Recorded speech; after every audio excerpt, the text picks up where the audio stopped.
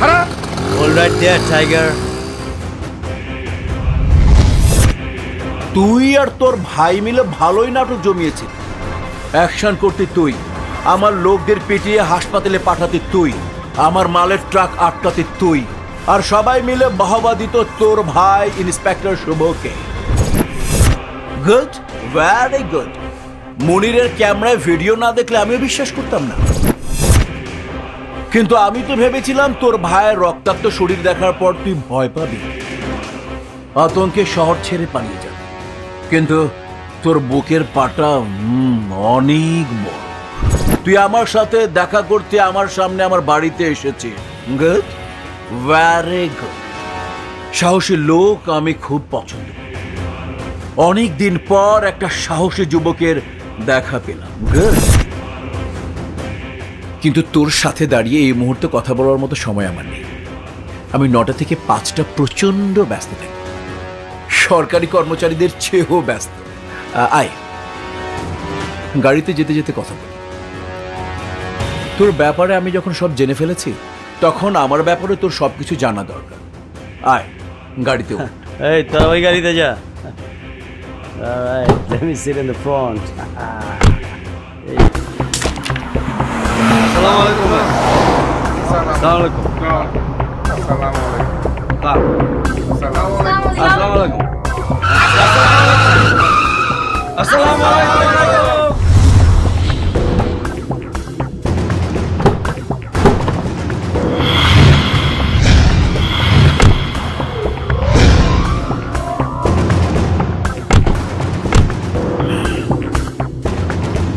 আয়। আসসালামু আলাইকুম। ওয়ালাইকুম। ডাবলা টি স্টল আমার। এই টি স্টলের মালিক আমি। আয়। আসসালামু আলাইকুম। বসেন বসেন বসেন। আমার যখন 10 বছর বয়স, এই স্টল থেকে আমার জীবন শুরু।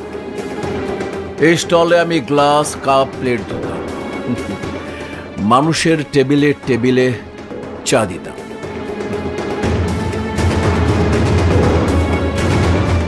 হ্যাঁ রে কপাল। কিন্তু একদিন একটা গ্লাস ধুয়ে দেবার সময় হঠাৎ করে আমার হাত থেকে গ্লাসটা পড়ে ভেঙে যায়। মালিকটা কি করলো জানো? দৌড়ে এসে আমার কলার ধরে আমাকে মারতে শুরু করলো। আহারে, একের পর এক চড়, থাপড়, কিল, ঘুষি, লাথি। রাগ সামলাতে না পেরে ওই ভাঙা গ্লাসের টুকরো দিয়ে 2 ভাগ করে দিলাম মালিকের কলা।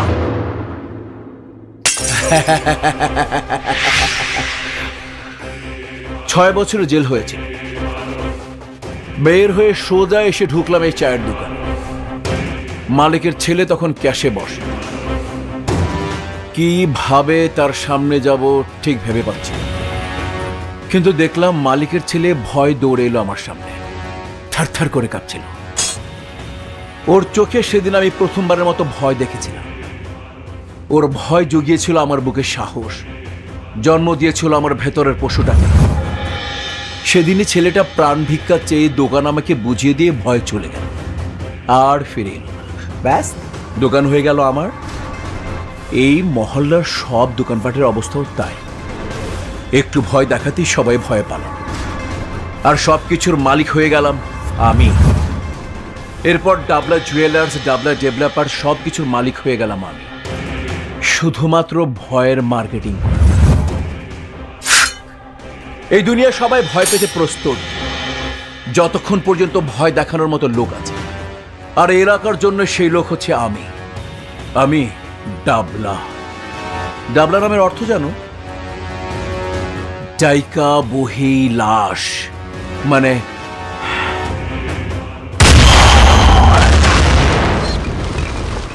এটা কি সিডি লেখকেন জোগাড়? ডাবলার বিরুদ্ধে মামলা করতে চাই।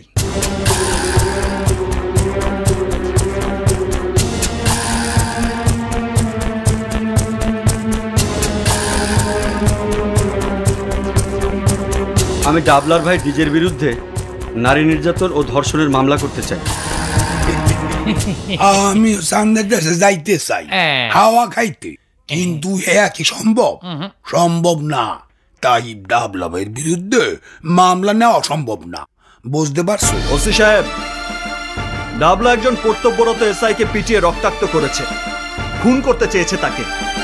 তারপরেও আপনি ডাবলার পক্ষ নেবেন? নিমুই তো, জানের মায়া তোমার না থাকতে পারে, কিন্তু আমার আছে। 4-5টা বলবা, মরিয়ে গেলে খাওয়া পিকেটা। তাই বলে সবকিছু জেনেও আপনারা না জানার ভান করে বসে থাকবেন? আমার বন্ধু যদি মারা যেত তাহলে কি করতেন? ফিরিয়ে দিতে পারতেন আমার বন্ধুকে? যদি নাই পারবেন তাহলে ডাবলাকে কেন আপনারা অপরাধ করে যাবার সুযোগ করে দিচ্ছেন? এবড়া শুভর ভাইদের এতক্ষণ কিছু কই নাই, নাইলে গেড়ি ধাক্কা দিয়া অনেক আগে থানাতে বের করে দিতাম। সরি মিস্টার ওসি, আপনি তা পারবেন না। কারণ কি জানেন? আপনাদের ডাবলাই আমাকে শিখিয়েছে সব মানুষেরই একটা দুর্বল জায়গা থাকে। শুধু সেই দুর্বল জায়গায় একটা আঘাত করতে জানলেই সবাই আপনাকে ভয় পাবে। আপনি যা বলবেন তাই করবেন, আপনিও করবেন। মানে তুই কি আমার ইনডাইরেক্টলি হুমকি দিতে আসো? হুমকি না, হুমকি দেবে আপনাকে ওই মোবাইল ফোন।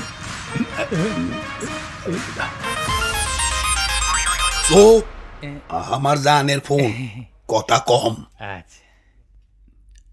জানু কি খবর সুইঠা? আমাকে বাঁচাও, আমাকে বাঁচাও, ওরা আমাকে মেরে ফেলবে, আমাকে বাঁচাও। হায় হায়, কি কইতে আসো? কারা তোমার মারিয়া লাইতে আছে? জানি না, শুধু বলছে, তুমি যদি ডাবলার কেস না দাও তাহলে ওরা আমাকে মেরে ফেলবে। বলেছিলাম না দুর্বল জায়গা। কেসটা নিন। আমি তোরে ওই ওসির বাচ্চা, তোর আমি কইছি না তুই কেসটা নে, নয়তো ওরা আমাকে মেরে ফেলবে। আমার গলায় ছুরি ধরে রেখেছে। জানু জানু, তুমি কোনো চিন্তা করিও না, আমি তো আছি। রানা খবরদার, আমার জানুর যদি কিছু হয় বুঝিস কিন্তু। কেস এই যে স্যার। শিগগিরই রেজিস্ট্রারি খাতাটা লই আয়। Okay sir. ডাবলার বিরুদ্ধে মামলা করতে আসো, নিজের মৃত্যুর বরণে সাইন করতে আসোস। ডাবলা কিন্তু তোকে ছাড়বে না। 1000 বছর বেঁচে থাকার কন্ট্রাক্ট নিয়ে দুনিয়াতে আসিনি ওসি সাহেব, কিছুদিনের ছোট্ট জীবন নিয়ে এসেছি। আর এই ছোট্ট জীবনটা আমি ডাবলার চামচামি করে কাটাতে চাই না। তোর কপাল পাশে সিল দিয়ে দিলাম।